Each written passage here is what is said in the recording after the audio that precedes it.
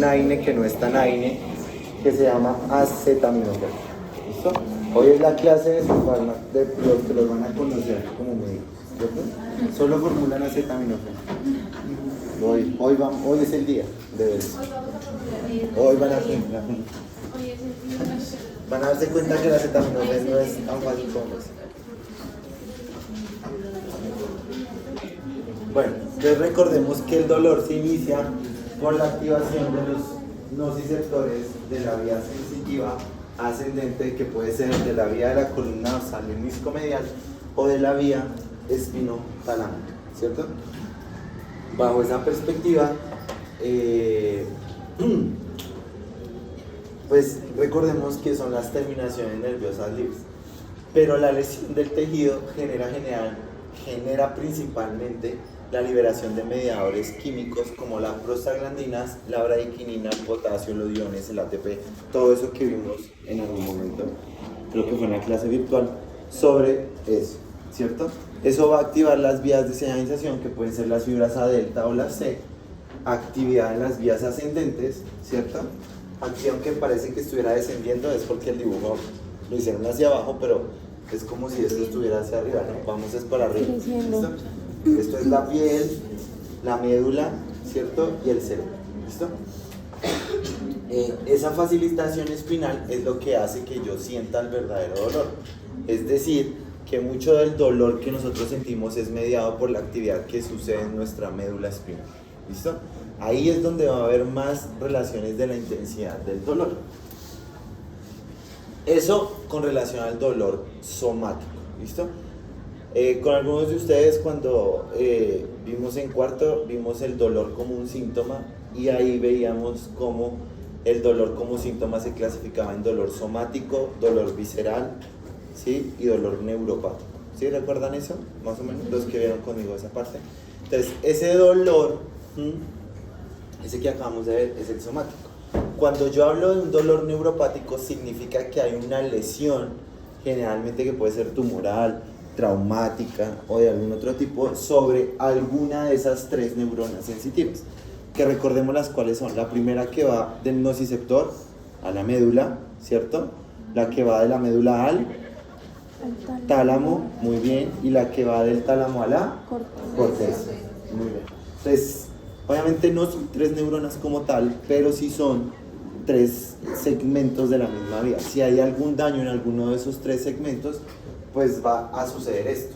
Entonces fíjense, aquí estaría dañada, por decir algo, la vía, la primera neurona, ¿cierto? Esto es un neurinoma.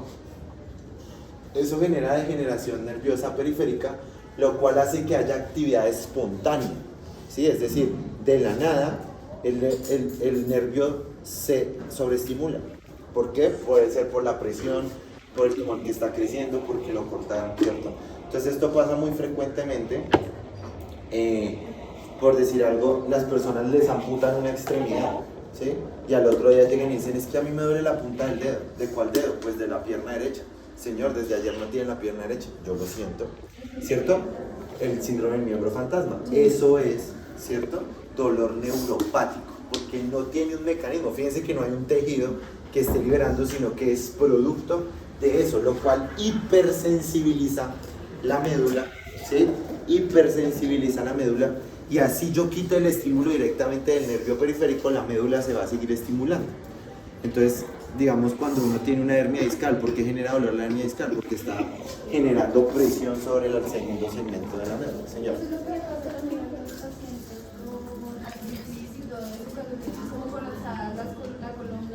Puede ser, digamos, ahí en esa parte, pero digamos que ahí en la artritis, pues sí hay una inflamación. O sea, hay de los dos tipos, ¿sí?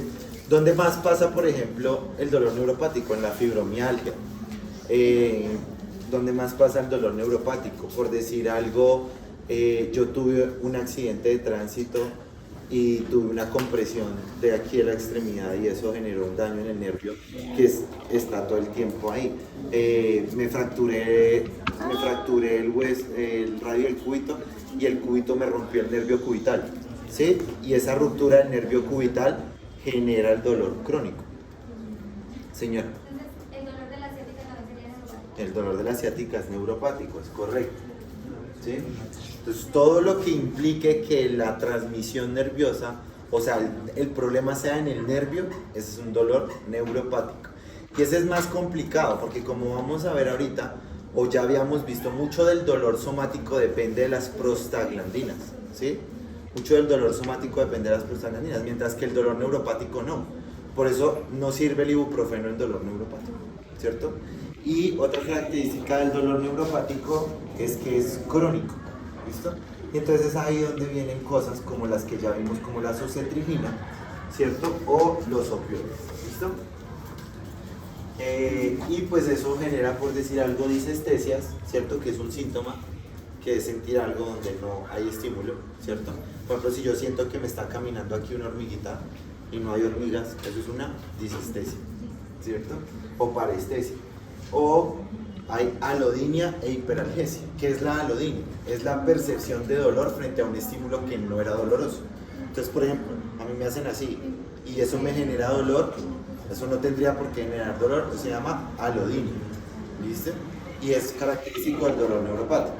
¿Qué es hiperalgesia? Es un dolor más de lo normal frente a un estímulo que no genera tanto dolor. Ejemplo, yo me pellizco, eso duele, pero pues no duele como para tirarme al piso y llorar, ¿sí? Pero si alguien me pellizca y yo me tiro como si me acabara de fracturar un dedo, eso es hiperalgesia, ¿sí? Entonces la diferencia entre hiperalgesia y alodinia es básicamente alodinia produce dolor frente a un estímulo no doloroso. Hiperalgesia, un estímulo doloroso, pero exagerado. ¿Listo? Gracias. Entonces, eso. ¿Listo? Entonces, fíjense que esas manifestaciones. Ya habíamos visto esta imagen recordando el dolor somático y veíamos que para que se inicie el dolor somático, pues básicamente es el producto de la liberación de estos mediadores químicos en la primera neurona sensitiva para que libere glutamato, ¿cierto? Y habíamos visto también esta imagen, ¿cierto? Donde decíamos que la actividad de todos esos receptores pues promovía la despolarización de esta primera neurona, excitándola. Y recuerden que esta primera neurona, ¿sí?, lleva glutamato, ¿cierto? Y aquí es donde entonces empieza esto a tener sentido, que es lo que vamos a ver hoy, que es el sistema opioide y endocannabinoide. ¿Listo? Entonces fíjense aquí, estos receptores, entonces en la primera neurona sensitiva tenemos receptores, tanto opioides como cannabinoides, que se van a encargar de activar los canales de potasio. ¿Qué pasa si yo activo los canales de potasio en una neurona que se está pretendiendo despolarizar? Se hiperpolariza, o sea que no sé qué. Y si esto iba a liberar glutamato, pues no libera glutamato, ¿cierto? Que ese va a ser uno de los primeros mecanismos de acción. Entonces, ahorita vamos a entender que nuestro cuerpo produce de alguna manera, o sea, yo le digo así pues como para que ustedes me entiendan, morfina y marihuana endógena, ¿cierto? Nuestro cuerpo lo produce, solo que eso se llama endo. ¿Endo de qué? De propio, ¿cierto? Y entonces pueden ser endorfinas, ¿cierto? Como vamos a ver, o endocannabinoides, ¿cierto? Porque nosotros tenemos receptores para la marihuana, no porque mi Diosito creyera que nosotros íbamos a fumar marihuana en el futuro, ¿sí?, sino porque nuestro cuerpo produce cannabinoides endógenos, ¿cierto?, que se encargan principalmente de esto, de controlar el dolor.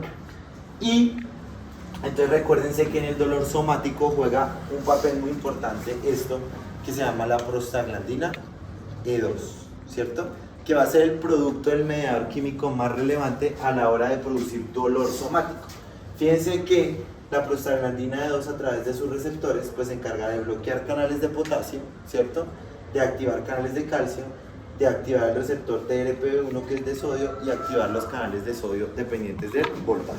Todo eso despolariza esta neurona, que sería la primera, y la despolarización de esa neurona libera glutamato, sustancia P y péptido relacionado con el gen de la calcitonina, que son los mediadores neurotransmisoriales, por decirlo de alguna manera, del dolor. Pero ellos se liberan ¿es de dónde? De la primera a la segunda, de la segunda a la tercera y de la tercera a la corteza.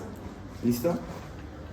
Y fíjense cómo nuevamente la prostaglandina E2 vuelve a tener un papel muy importante porque se encarga de varias cosas, como por ejemplo inhibir los receptores de glicina, que recuerden que es el inhibidor del sistema nervioso periférico, promover a que se libere más glutamato y promover a que haya más receptores AMPA, que son los receptores ¿de quién?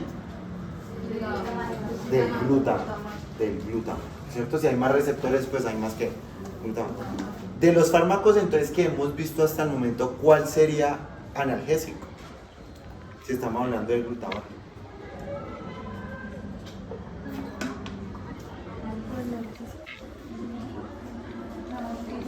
La ketamina, muy bien. Entonces la ketamina es antidepresivo, anticonvulsivante, analgésico y ¿qué más? Antidepresivo, anticonvulsivante, anestésico general y analgésico. Entonces, 4 usos de la ketamina en medicina. Muy bien. Y también habíamos visto esta imagen que hace relación a la vía descendente, ¿cierto? A la vía descendente inhibitoria. ¿Qué significa esto? Fíjense que aquí tenemos unas vías que transmiten con serotonina, ¿cierto? ¿Cuál es la principal función de la serotonina en el sistema nervioso central? Regular la liberación de otros neurotransmisores. O sea que cuando se liberan cuando se estimulan estas vías, se van a liberar serotonina, que va a actuar en cuáles receptores. El 5HT. ¿5HT qué? 1 qué? 1A. B. ¿Qué más? 5HT. 5HT2. A. 5H3. 3. 5HT3. ¿Listo? Esas relaciones, ¿sí? Pues nos explican muchas de las cosas. Por eso, en la actualidad, el tratamiento del dolor crónico está derivando al uso de psicodélicos. ¿Qué son los psicodélicos?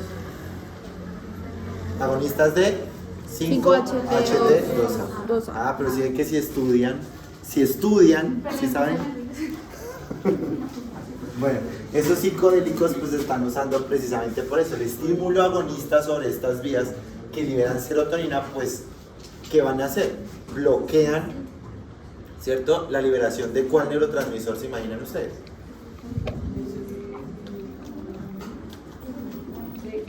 Si yo les preguntara ¿cuál es el neurotransmisor del dolor? ¿Qué me dicen? Glutamato. Sustancia P y el péptido relacionado con el gen de la calcitonina. Ese podría ser en la migraña, por ejemplo. Ese es el mecanismo de acción. Es antagonista del receptor del péptido relacionado con el gen de la calcitonina. Bueno, entonces, ¿eso qué va a hacer? Pues va a liberar serotonina y serotonina que va a inhibir la liberación de glutamato. ¿Listo? Por eso en el dolor crónico vamos a ver, ¿cierto? O bueno, vamos a ver qué funciona. Bueno, entonces, antes de avanzar, ¿cierto? Vamos a hablar de una cosa que se llama la escalera analgésica, AOMS. ¿Alguien tiene un marcador que me preste? Yo te boté el tuyo. No prefiero, por favor. Pero hubiera devuelto Esperen a ver. Ah, no, mentiras, mira, aquí está. Bueno.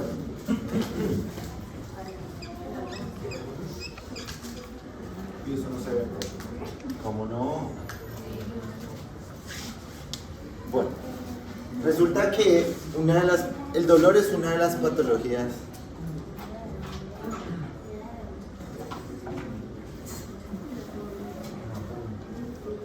el dolor es uno de los síntomas más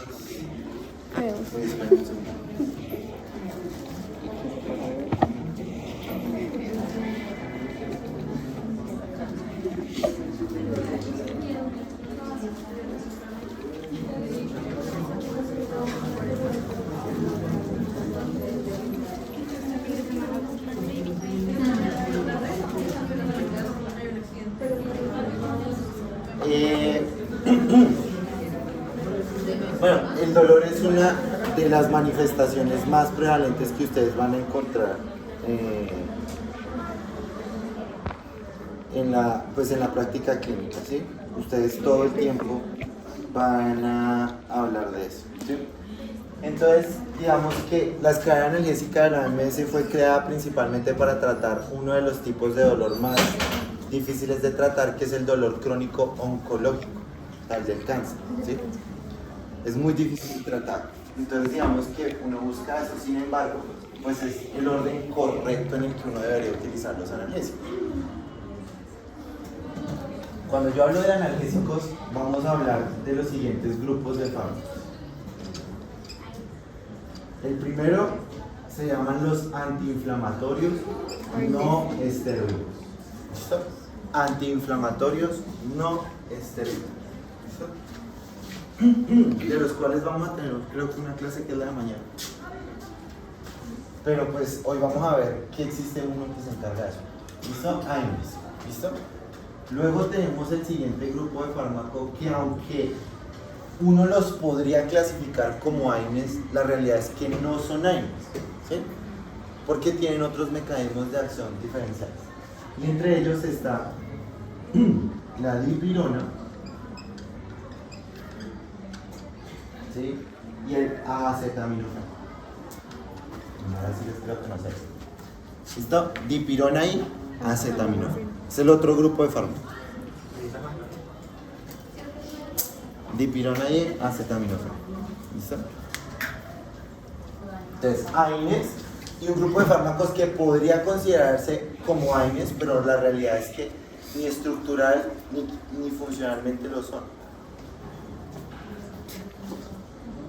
Quiero prestarle un marcador, no humillarlo. Bueno. Es que estos sí son marcadores de verdad.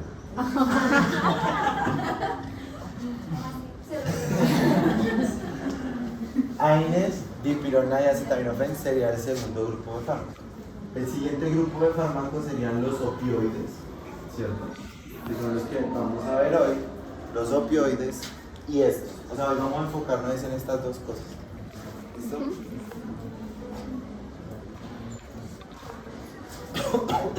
Opioides. Luego tendríamos el nuevo grupo de fármacos que se creó este año, ¿cierto? Que son los inhibidores del canal de sodio dependiente del voltaje 1.7 o 1.8. Que aquí en el momento solo tenemos un fármaco, ¿cierto? Que ya lo habíamos visto.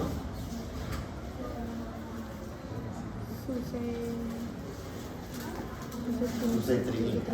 ¿Listo? Y el último grupo de los analgésicos que existe se llaman los coadyuvantes.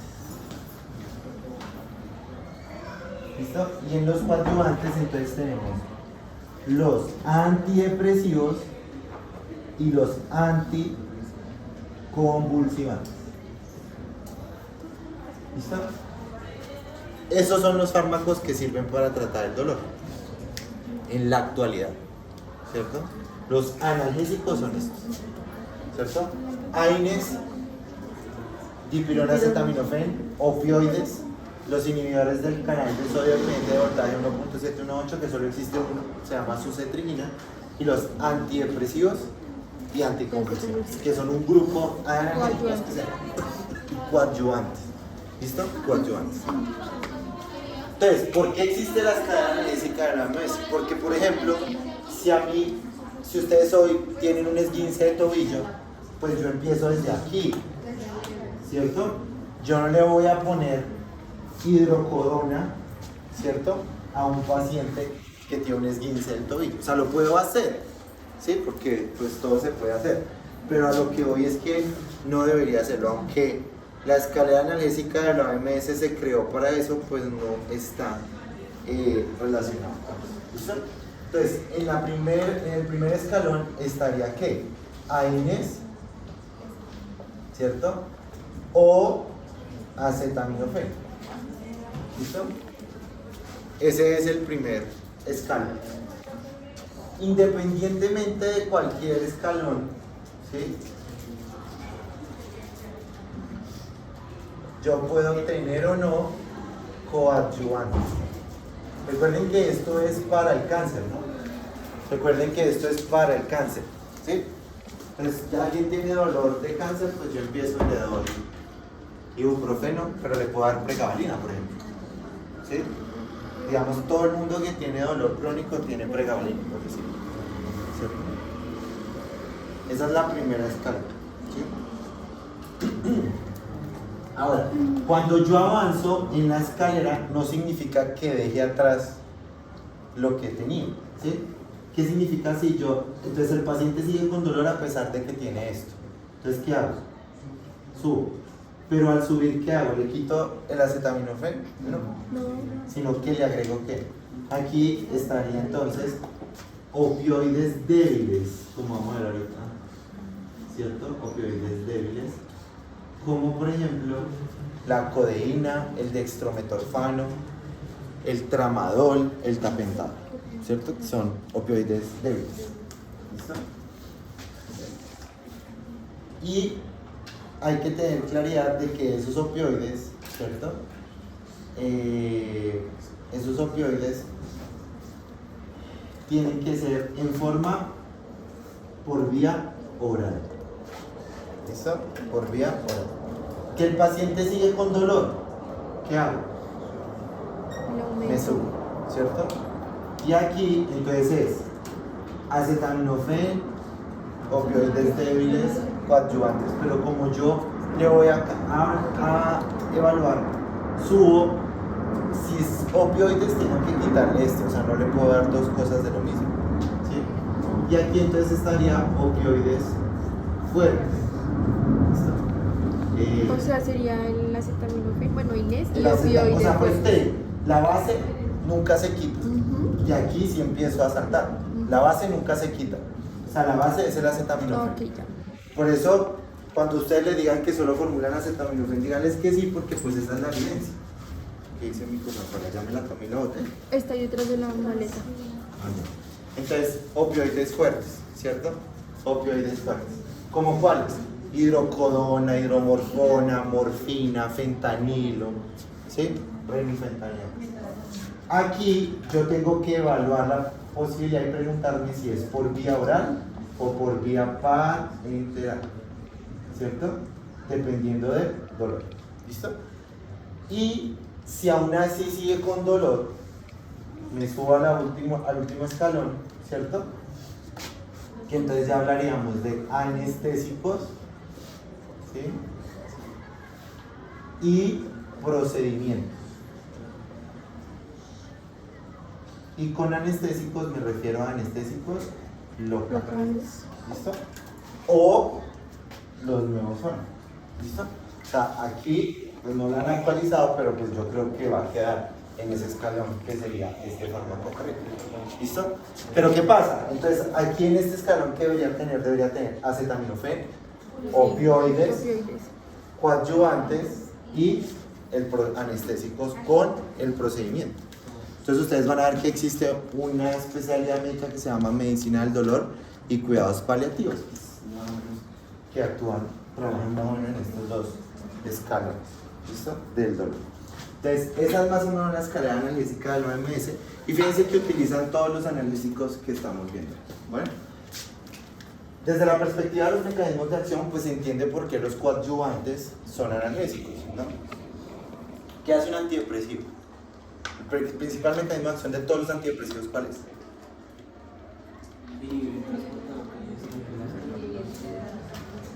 ¿Qué pasa si yo inhibo el transportador de serotonina en esa vía descendente que vimos? Pues va a haber más serotonina que ¿qué? Que va a liberar ¿qué? Serotonina, ¿cierto? Que se va a unir a ¿cuáles receptores? 5HT1A, 5HT2A, 5HT3 de la vía descendente.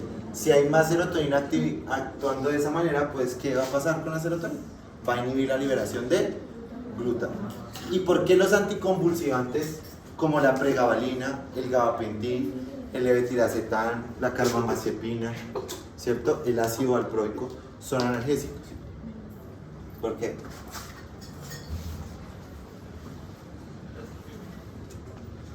Porque todos ellos, ¿qué hacían con el glutamato? Básicamente que no se produjera glutamato, ¿en dónde? En la corteza. Pues también lo puedo hacer ¿en dónde? En el nervio periférico. ¿Listo? Entonces, inhibo la liberación de ese glutamato en el nervio periférico. Entonces, los antidepresivos actúan en esta vía, ¿cierto? Recuerden que estas neuronas, ¿sí?, se encargan de eso. Ahora, vamos a ver que los opioides, que son el fármaco que no hemos visto, ¿sí?, pues van a tener receptores aquí. Estos opioides van a promover la liberación de serotonina, ¿listo? En estas vías. Por eso son. Entonces, cuando los fármacos actúan a este nivel, decimos que es una analgesia supraespinal, ¿sí? Cuando actúan de la médula para abajo, pues decimos que es analgesia espinal, ¿listo? Entonces, esos serían los 1, 2, 3, 4, 5 grupos de fármacos analgésicos que existen, ¿cierto? Los AINES, la dipirona, el acetaminofén, los opioides, los inhibidores del canal de sodio dependiente de voltaje selectivos, ¿cierto? Que solo hay uno, que fue el que aprobaron en el febrero de este año, se llama suzetrigina, ¿sí? Y los coadyuvantes, que son los antidepresivos, los anticonvulsivantes. Siendo de estos coadyuvantes los más relevantes los antidepresivos tricíclicos como la amitriptilina, pregabalina, gabapentin como anticonvulsivantes y carbamazepina como anticonvulsivantes. Y ácido valproico, ¿cierto? Estos son como los que más se utilizan desde esa perspectiva. Pero por ejemplo la fluoxetina también se utiliza ahí, la paroxetina también se utiliza ahí. ¿Que son qué? Antidepresivos. ¿Listo? Pero fíjense que entendiendo el mecanismo de acción, pues veamos eso. Bueno, entonces hoy vamos a empezar hablando de esto, ¿cierto? Antiinflamatorios no esteroides. Y veíamos que uno de los mediadores más importantes de la actividad de esos receptores de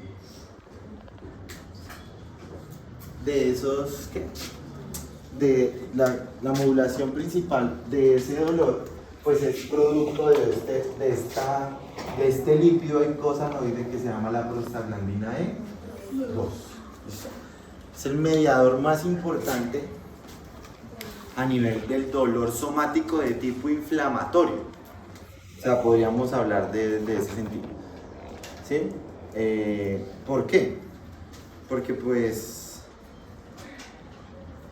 Espérenme un segundo. Porque pues eso es lo que vamos a hacer. Entonces, la prostaglandina B2, como vamos a ver, pues tiene dos funciones principalmente, ¿cierto? La primera es generar dolor a través del mecanismo que ya vimos, y el otro es generar inflamación, ¿sí? Inflamación. La inflamación en el hipotálamo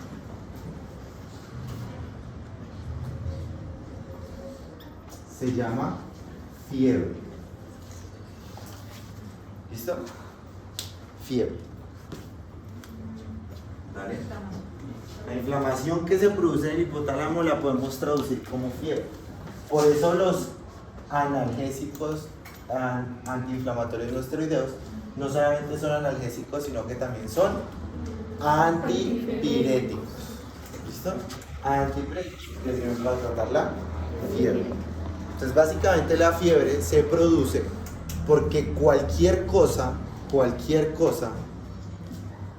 que haga que se libere prostaglandina en el cerebro y llegue al hipotálamo, pues va a producir la fiebre. Ejemplo, uno de los mediadores más importantes de la fiebre se llama la interleuquina 6.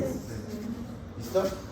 La interleuquina 6 llega al hipotálamo, promueve la liberación de prostaglandinas, lo cual lo inflama y produce fiebre. ¿Listo? La interleuquina 6. Entonces, por ejemplo, todos los traumatismos, pueden dar fiebre. O sea, si alguien llega a urgencias un día que porque se fue de jeta contra un poste en la moto y tuvo un trauma craneoencefálico, se fracturó 3 costillas, fractura de radio y cúbito, trauma abdominal cerrado y hace fiebre, ustedes no van a pensar que está infectado, porque ya están viendo que puede producir. De todas maneras, ¿cierto? Otra cosa que produce esto se llama el lipopolisacárido. ¿Sí? ¿Qué es el lipopolisacárido?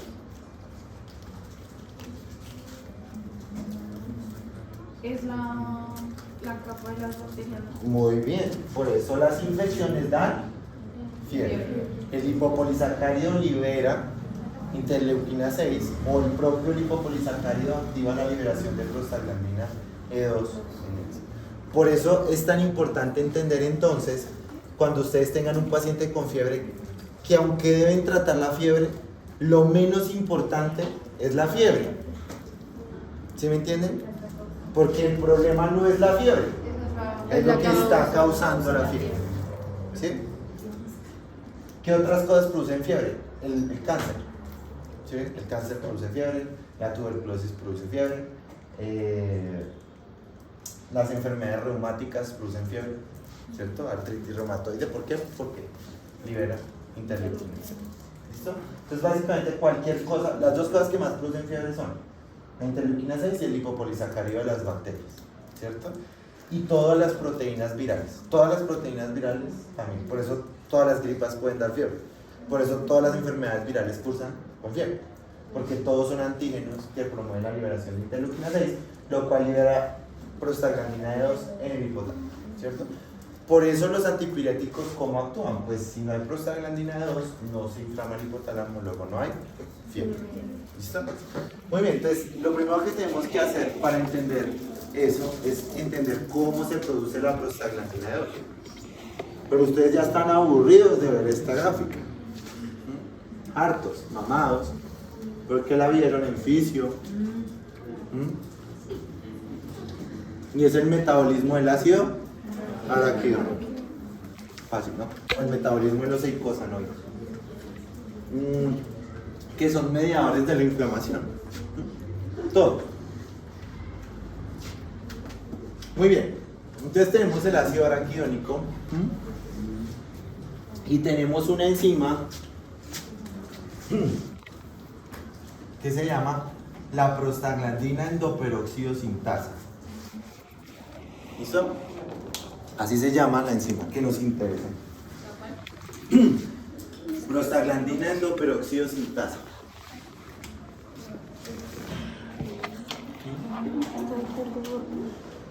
Muy bien, la prostaglandina endoperóxido sintasa tiene dos subunidades catalíticas. Una que es la ciclooxigenasa y otra que es la peroxidasa. ¿Listo? Son dos partes de una misma enzima. ¿Listo? Prostaglandina endoperóxido sintasa. Y dependiendo de... ¿Recuerdan cuando hablábamos de los canales? Que los canales tenían como subunidades. Que unas eran alfa, otras eran beta. Entonces piensen que la COX es lo mismo. Hay tres formas de COX. COX1, COX2 y COX3. ¿Listo? Esto es prostaglandina endoperóxido sintasa. Dos unidades catalíticas. Ciclooxigenasa o COX y peroxidasa. ¿Listo? Muy bien. Entonces aquí la tenemos. Fíjense, entonces yo cojo el ácido araquidónico y viene esta enzima, ¿cierto? Por eso está así encerrada, que es la prostaglandina endoperóxido sintasa. Pero de ambas, la que tiene mayor actividad y función, pues es la subunidad ¿qué? COX. Por eso en la mayoría de los libros van a hablar de la enzima ciclooxigenasa, pero es solo una parte de una enzima más grande, de un complejo enzimático que se llama la prostaglandina endoperóxido sintasa. ¿Listo? Entonces, gracias a la actividad de la ciclooxigenasa, tengo prostaglandina G2. Y luego, gracias por actividad de la peroxidasa, tengo prostaglandina H2. Que, nuevamente, por actividad de la prostaglandina endoperóxido sintasa, se convierte en prostaglandina E2, cuyo principal actividad va a ser cerebro, riñón, músculo liso, vascular, plaquetas y series. ¿Listo? Entonces fíjense que ahí está la importancia. Digamos que existen otras vías, ¿cierto? Como por ejemplo la del tromboxano A2, ¿sí? Como la de la prostaglandina y demás. Pero ¿qué va a pasar? Por ejemplo, el tromboxano se encarga de llamar plaquetas, ¿sí? Si yo bloqueo desde aquí, pues no puedo llamar plaquetas. Entonces cuando veamos la farmacología de los trastornos de la sangre, pues recuerden esto, ¿sí? ¿Por qué la aspirina, que fue el primer AINE que se creó es antiagregante plaquetario. Pues porque al no poder producir tromboxanos, pues no. ¿Listo? Muy bien. De los AINES pues vamos a hablar la próxima clase, pero va a depender, ¿sí? Solamente estamos viendo la fisiopatología, o sea, el mecanismo en que se producen, ¿sí? De los AINES pues simplemente eso, pero de los AINES pues va a ser muy fácil porque vamos a hacer pues como más que toda una actividad, porque ya lo único que tendríamos que decir de los AINES es cómo se llama, porque ya lo estamos viendo el mecanismo de acción aquí. ¿Listo? Al no producirse esa prostaglandina, pues fíjense, entonces en el cerebro ¿qué va a pasar? Pues no se produce la inflamación del hipotálamo, no hay fiebre. ¿Por qué quitan el dolor? Porque ya aprendimos que la prostaglandina 2 es un mediador muy importante, que uno genera la activación de la primera neurona sensitiva y dos, promueve la subsecuente despolarización de la segunda neurona por medio de activando más glutamato, activando más sustancia P, activando todo eso. Entonces al yo bloquear todas esas relaciones, pues quito el dolor. ¿Listo? Y aparte es antiinflamatorio. ¿Sí? El acetaminofén y la dipirona hacen eso, hacen esto mismo, ¿cierto? Inhiben la ciclooxigenasa. Pero ¿qué pasa? ¿Ah? Porque dependen de varias cosas. La primera, solo van a bloquear la COX-1 a veces. Y depende de qué. De si hay suficiente de otra enzima que se llama metaloproteinasas. O sea, que no depende de estados inflamatorios, sino que quita el dolor en donde se libere COX sin que haya inflamación. Eso en donde pasa casi solamente en el cerebro. Por eso la prostaglandina, por eso el acetaminofén quita la fiebre, pero no la inflamación. ¿Sí? Entonces, es muy buen antipirético, es más o menos buen analgésico, pero es muy mal antiinflamatorio. ¿Listo? Desde esta perspectiva, que es sobre qué. La otra cosa por la que no pertenecen a los AINES es porque no tienen una estructura química similar a eso y porque vamos a ver que ambos, ¿cierto?, están muy relacionados desde su perspectiva de acción. De hecho aquí se llaman dipirona, pero el verdadero nombre del fármaco se llama metamisol, ¿sí? Metamisol o metimazol. Bueno, ese es un laza porque hay uno que sirve para tratar el hipertiroidismo y otro que es este. Por eso fue que le pusieron dipirona, para diferenciarlo del otro. Creo que es metimazol. O metamisol. Es metamisol, eso, metamisol. Bueno, pero entonces aquí en Colombia le decimos dipirona. ¿Listo? Ellos dos tienen 5 mecanismos de acción. ¿Listo? Uno de ellos es la inhibición de COX, pero pues ya vamos a ver. Digamos, ¿listo? Muy bien, ¿queda claro entonces cómo se producen las prostaglandinas a partir del ácido araquidónico más o menos? Bueno, eso es algo que tienen que estudiar ustedes. Bueno, aquí entonces fíjense que entonces tenemos los fosfolípidos de la membrana, de donde sacamos el ácido araquidónico. Yo puedo evitar que se produzca ácido araquidónico. ¿Cómo? Pues con los otros antiinflamatorios.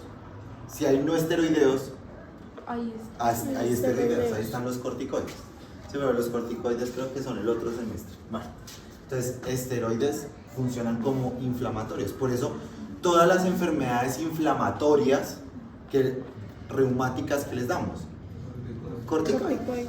¿Listo? Corticoides. O esteroides.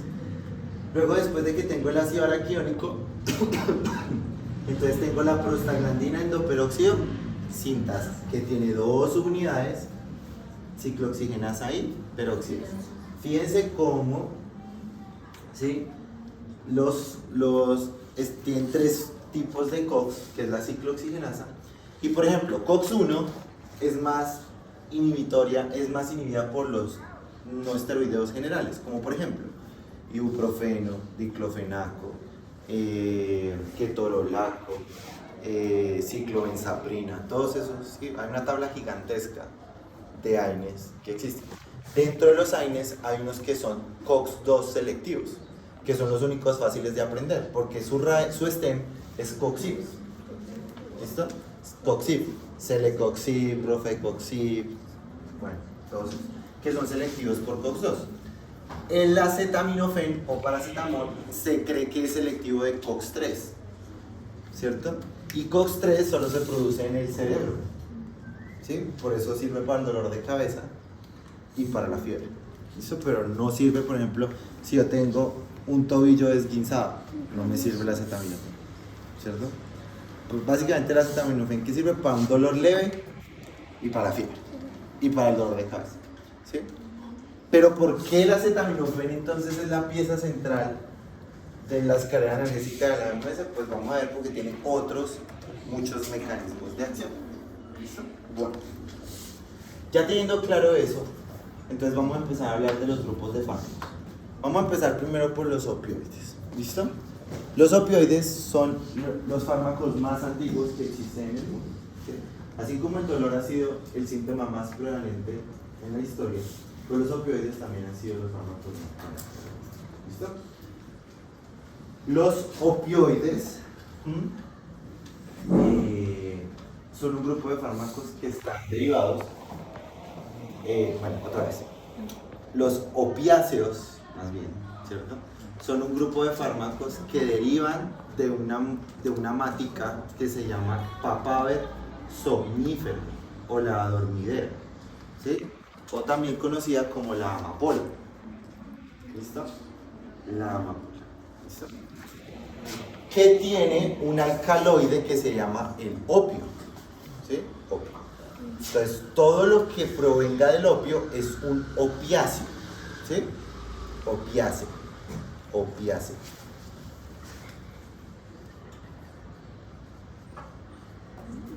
Pero no todos los opiáceos son opioides, ¿ya?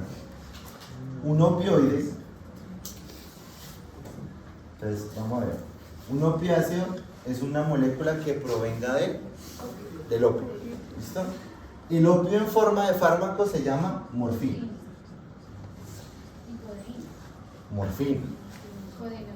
Si es un opioide, si es un opiáceo, pero ya vamos a ver, ¿listo?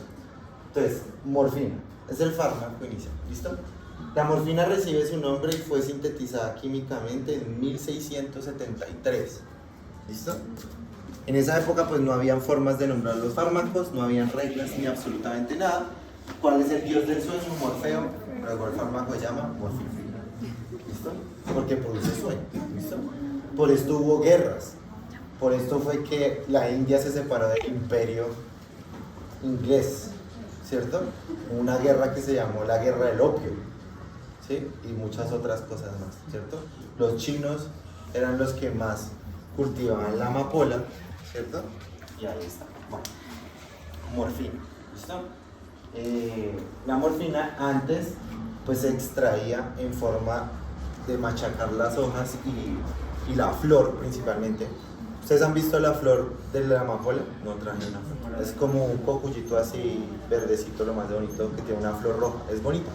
La amapola es bonita.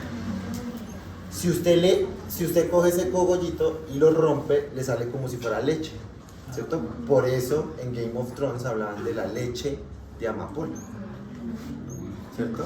¿Sí recuerdan eso? Bueno, los que vieron Game of Thrones o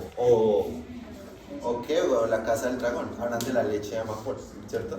En la Casa del Dragón, si no estoy mal, en la segunda temporada, cuando se murió el rey, ¿cierto? Se murió, fue intoxicado de esta manera, ¿cierto? Entonces, eso era lo que hacían. Ahora, la morfina, hasta que lograron identificar qué era la molécula, pues ahí está, ¿listo? La morfina, pues tiene unos receptores, ¿listo? Unos receptores. Los opioides son fármacos que actúan de manera similar a la morfina, pero no son de origen natural como los opiáceos, ¿listo? Por eso, los opiáceos son opioides, pero no todos los opioides son opiáceos. ¿Sí entienden eso? O sea, los únicos que son opiáceos son los que deriven estructuralmente de la morfina. ¿Cómo qué? Morfina, heroína, codeína, ¿cierto? Esos son los opiáceos, ¿sí? ¿Un opioide qué es? Fentanilo, que es sintético, semisintético y demás. ¿Claro hasta ahí? Entonces, todos los opiáceos son opioides, pero no todos los opioides son opiáceos. ¿Listo? Un opiáceo es que esté derivado de la morfina. Bueno. Y entonces actúan sobre esos receptores. Los receptores opioides son 4. ¿Listo? 4 que están ahí. El receptor, existen varias formas de llamarlos durante el tiempo, solo les voy a enseñar 2 que son las más habituales que ustedes van a encontrar en la práctica clínica y en los libros. Mu, que es esta letra griega, delta, kappa y el receptor de orfanina nociceptina. Así se llama, ¿cierto? Mu, delta, kappa y el receptor de orfanina nociceptina. Eso fue hasta el 2018, más o menos. Porque del 2018 para acá, pues fue más fácil. Porque, digamos, yo no me sé el nombre de las letras griegas. Debería si estoy estudiando fármaco, pero no lo sé, ¿cierto? Y entonces digo que este es mor, dor, cor o el receptor de orfanina nociceptina. Mor, como mor, dor y cor. ¿Listo? Y el receptor de orfanina nociceptina que sí se escribe así todo el tiempo. Entonces, mu, ¿cuál sería? Mor. Delta, ¿qué sería? Dor. Y kappa, ¿qué sería? Cor. ¿Listo? Esos son los receptores opioides. ¿Listo? ¿Cuántos receptores son? 4. ¿Listo? Pero lo mismo, esos receptores no existen ahí porque mi Diosito creyera que necesitáramos la morfina en algún momento de nuestra vida, ¿sí? Sino porque nuestro cuerpo produce opioides endógenos, ¿sí? ¿Serían opioides u opiáceos? Opioides, porque no están relacionados estructuralmente con la morfina. ¿Sí entendieron esa diferencia? Entonces supongan que la morfina tiene esta forma, ¿sí? Esa es la forma de la morfina. Si yo le agrego esto aquí, ya no se llama morfina, sino 6-metilmorfina, ¿sí? Y eso ya es otra cosa diferente. Si yo aquí le agrego 1H, pues ya no es la morfina. Pero fíjense que la estructura central de la morfina existe, luego todos ellos son ¿qué? Opiáceos. Pero si yo ahora tengo una vaina que es así,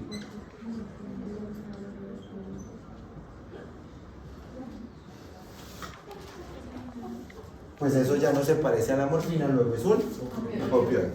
¿Listo? ¿Claros? Entonces nosotros tenemos sistema opioide endógeno. ¿Listo? Y cada uno de esos receptores está. ¿Listo? Nosotros tenemos, de la misma manera, tenemos 4 opioides endógenos. El primero de ellos se llama las endorfinas. ¿Listo? Endorfinas. ¿Listo? El principal estímulo para la liberación de endorfinas, ya se lo dije, es el chocolate. ¿Listo? El chocolate. Entre más amargo esté el chocolate, más felices van a estar y con menos dolor. ¿Listo? Y la endorfina no solamente sirve para quitar el dolor, sino para dar placer. ¿Listo? Para dar placer. O sea que las endorfinas también se unen a los receptores de dopamina en el centro del placer. Por eso comer chocolate es placentero, de alguna manera, ¿cierto? Quita la tristeza. ¿Listo? Endorfinas. ¿Listo? Esos van a ser los agonistas de cuál receptor? De MOR, principalmente. ¿Listo? Las endorfinas son los agonistas del receptor MOR, principal. Luego tenemos las encefalinas. ¿Listo? Encefalinas.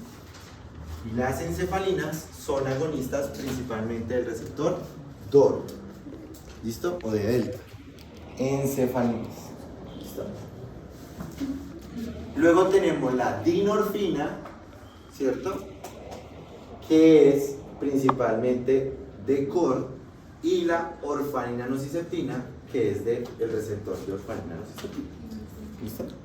Esos son los opioides endógenos.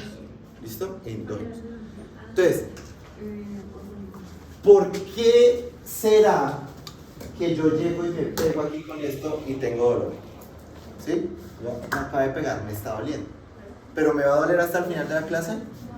¿Por qué? Porque hay opioides endógenos. ¿Listo? ¿De qué se encargan los opioides endógenos? Pues de activar esa vía analgésica descendente, ¿cierto? Entonces, esto que yo acabé de hacer genera que se liberen prostaglandinas, dolor, bradykininas, todo el potasio y demás, ¿sí? pero en ese mismo sentido en que se está liberando glutamato y llegando acá, de la misma manera, algo como las endorfinas está estimulando la liberación de serotonina en la vía descendente. Eso necesito que quede claro porque ese es el mecanismo de acción principal de los opioides. ¿Por qué los opioides son analgésicos? Porque estimulan todas estas zonas que veíamos aquí. ¿Dónde están los receptores opioides? Ahí donde está eso rosadito. ¿Y eso rosadito qué es? Pues lo que estimula ¿qué? La liberación de serotonina. ¿Listo? Muy bien. Entonces, ahí está. ¿Sí? Entonces, esos son los 4 receptores.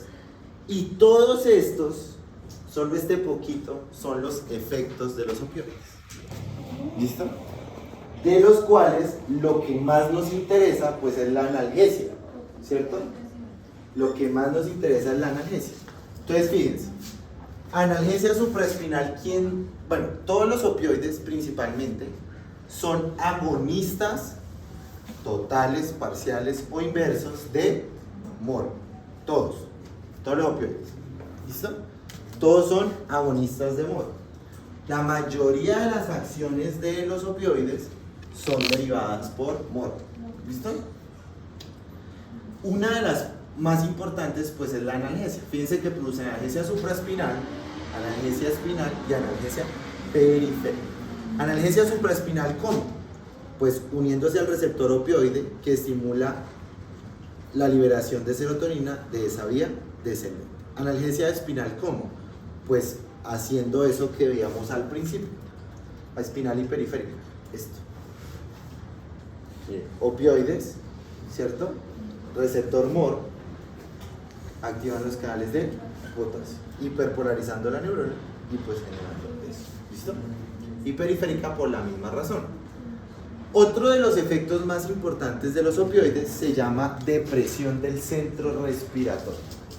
¿Listo? O sea que ahí vamos a ver otra de las indicaciones más importantes de los opioides. ¿Cuál creen que sea? Sí, deprime el sistema respiratorio o el centro respiratorio. No. Básicamente, ¿qué hace? Hace que usted respire menos. ¿Para qué me servirá eso?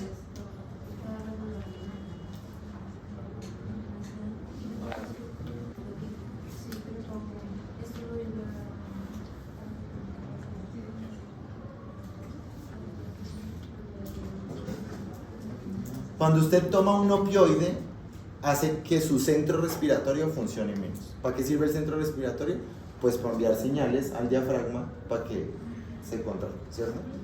Entonces, usted, al no activar el centro respiratorio, respira menos.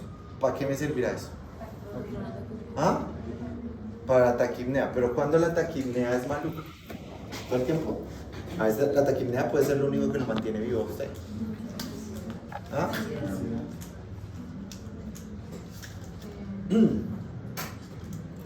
Entonces, todas esas enfermedades respiratorias severas que produzcan disnea. ¿Listo? COVID-19. Sí que echábamos fentanyl porque listo, ahogando, pues, ¿sí? Entre menos se ahogue, pues, ya, mejor, ¿sí? Pero ese centro respiratorio también me da un reflejo. ¿Cuál reflejo me da? El centro respiratorio, ¿para qué reflejo fisiológico sirve?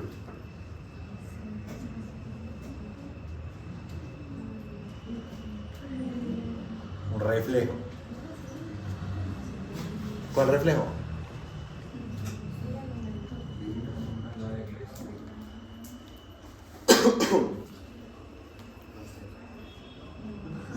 La tos.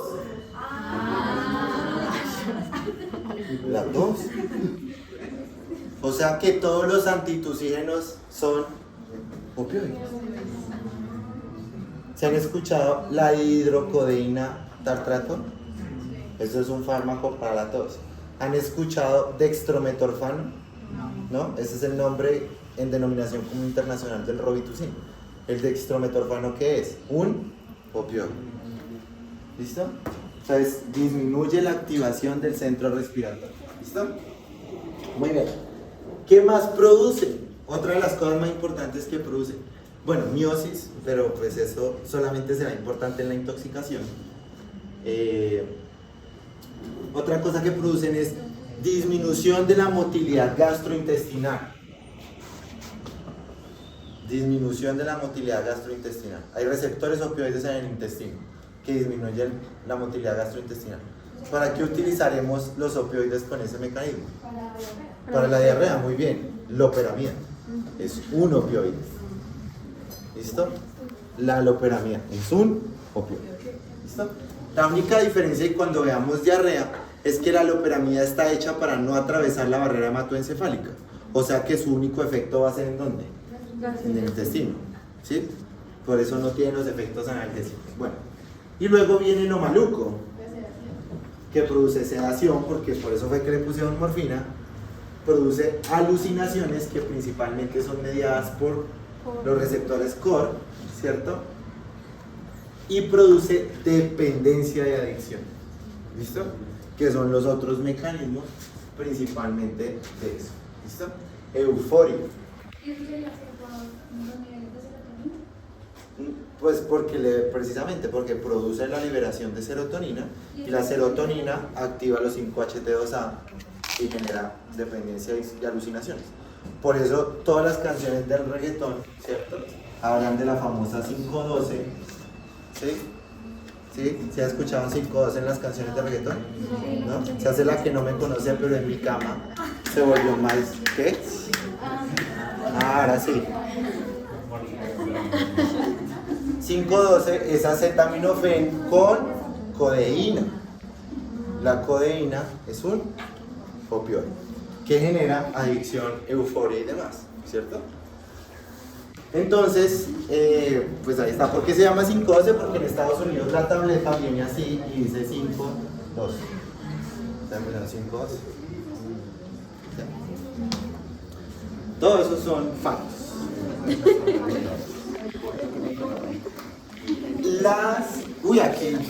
Aquí hay mucha gente que es adicta al acetaminofén con codeína, ¿cierto?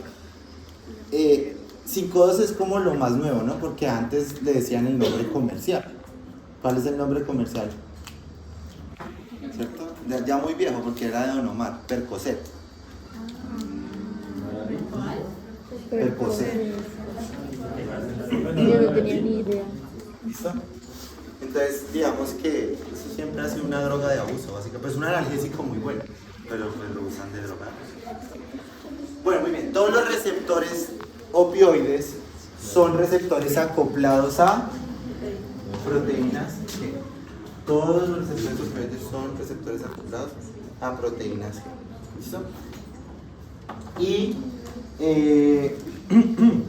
la principal activación pues es mediada pues específicamente por proteínas G. ¿Listo? Lo que va a pasar es que esos receptores a diferencia de lo que pasaba con otros receptores en otras localizaciones, todos los receptores opioides funcionan por dos vías, la de la proteína G y la de la beta-arrestina. Siempre van a producir ambos efectos, siempre, ambos efectos. Entonces, fíjense, su unidad alfa, su unidad beta-gamma, lo mismo que veíamos, GDP, ¿cierto? GTP que se degrada GDP, se disocia, la su unidad alfa, que generalmente activa la vía de la MP cíclica. ¿Listo? Es la principal vía que activan a ese nivel y la de la tosiclasa. Pero la otra es que siempre activan la vía de la beta-arrestina, que va a tener dos funciones principalmente, que es la de sensibilización de la proteína G o la activación de las MAP quinasas. Muchas de las funciones psicodélicas de los opioides dependen de la beta-arrestina, ¿cierto? Por ejemplo, el hecho de que uno se vuelva adicto a los opioides depende de la beta-arrestina, porque fíjense que la beta-arrestina se encarga, pues de como su nombre indica, de arrestar, ¿cierto? ¿Recuerdan eso? Entonces esa beta-arrestina hace que haya menos receptores opioides. ¿Qué pasa si hay menos receptores opioides? Voy a necesitar ¿qué? Más dosis, ¿cierto? Para ejercer el mismo efecto, ¿listo? Y entonces por eso los opioides en una relación claramente dicha no tienen dosis techo. O sea, no existe una dosis máxima de opioides. Es la que el paciente tolere a medida del tiempo. O sea, si hay dosis tóxica, si yo llego ahorita y le meto a Lina 3 ampollas de hidromorfona, pues adiós linda, ¿sí? Pero si yo le doy dando media ampolla, todo subiéndole media ampolla por meses, después cuando le dé las 3 ampollas no va a pasar absolutamente nada porque ya se acostumbró el receptor. Eso recuerden que se llama taquifilaxia, ¿no? Bueno, esas relaciones pues están derivadas de ese aspecto. Fíjense que las vías de activación son principalmente a través de MOR, ¿cierto? Y que puede ser tanto por la beta-arrestina como por la activación de la proteína G. En los opioides es donde más tiene relevancia eso que nosotros veíamos del agonismo sesgado, ¿cierto? Del agonismo sesgado. Entonces, si mucha de la dependencia depende de la beta-arrestina, el fentanil casi que no hace esto, sino que el fentanil se va casi solo por este lado, ¿sí? Entonces, por eso es que el fentanil es, digamos, más adictivo que otros, ¿sí? Esa es la razón. Entonces, ¿se acuerdan de eso, el agonismo sesgado? Entonces, eso. Bueno. Básicamente, a través de la actividad de MOR por la proteína G, voy a tener la activación de RAS, bueno, todas estas vías, pero esto es lo que me interesa. Fíjense que las dos funciones más importantes de MOR, que son las que producen la analgesia, son por activar este canal, ¿cierto? Que es un canal de potasio relacionado con las proteínas G. ¿Qué pasa si yo activo este canal de potasio? En una célula que se está despolarizando, se va a hiperpolarizar. Y si es una neurona que transmite glutamato en la vía del dolor, pues ya se me va a quitar ¿qué? El dolor. ¿Listo? Lo mismo bloqueando los canales de calcio dependientes del voltaje. ¿Qué pasa si yo inhibo los canales de calcio dependientes del voltaje? En una célula que transmite con glutamato. No se libera glutamato, y si el glutamato es lo que está generando dolor, pues se me quita el dolor. ¿Listo? Mientras que por la vía de la beta-arrestina activa esta, que es la vía de las maquinasas, que principalmente genera internalización del receptor y dependencia. ¿Listo? Que es, digamos, lo que más importa. Los opioides pues son unos fármacos muy adictivos, muy adictivos. Estos son muy buenos analgésicos y se utilizan principalmente es para el dolor crónico, el dolor que no mejora con los AINES, ¿sí? O el dolor neuropático. Es la actualidad del manejo, pero pues digamos que los opioides están. ¿Listo? Esto era lo que les hablaba del agonismo sesgado, ¿recuerdan? El agonista en los opioides activa ambas vías, pero yo puedo generar uno que sea agonista sesgado de la vía activada de la proteína G o un agonista sesgado que sea por la vía de la beta-arrestina, dependiendo pues de lo que yo necesite hacer. ¿Bueno? Entonces, cuando yo tengo eso, recuerden que básicamente las vías o la vía más importante que promueve la liberación de serotonina en la vía descendente es el núcleo de la sustancia gris periacueductal, ¿cierto? Que es esta que tenemos por acá, esta que está acá, ¿cierto? De la sustancia gris periacueductal. Es donde más receptores MOR vamos a tener, ¿cierto? Entonces, fíjense. Yo tengo aquí una neurona GABAérgica que es tónicamente activa. ¿Qué significa?